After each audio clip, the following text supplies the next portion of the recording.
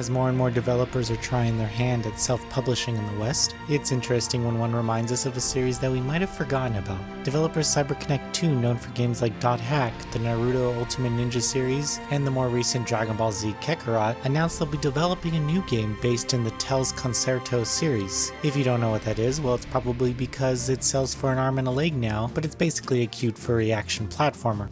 I could go on and on about retro games, but I'm here today to look towards the future. The developers continue to expand the Tales Concerto universe with the release of Fuga, Melodies of Steel. The game has a blend of tactical RPG battles and life sim elements that are bundled up with some of the most eye-catching illustrations that we have seen in a while. Luckily for us, we were able to sit down with it and capture some of its unique features. Fuga Melodies of Steel is set in a world divided by war. This isn't the best time for the citizens, but the story focuses on a group of children who have just come across a large tank. In an effort to reclaim what they have lost, the children decide to fight back. The game's story elements are delivered between battles when the player can go inside the tank and talk to other children. Over time, bonds strengthen, which can potentially unlock new abilities in battle. Additionally, these moments are used to upgrade the tank and fit it for the battles ahead. In the demo that we played, most of our time was spent fighting, but it was told to us that these were not exactly the fights that would be in the final build. During encounters, players can see their turn order in the top of the screen. Each action sends them to the back of the line, but some abilities can stagger enemies to make their turn take a little bit longer. Battles are not easy in this game by design. Players need to strategically approach each encounter and not just rush in guns blazing. The enemies have a weakness, but they are not to be taken lightly.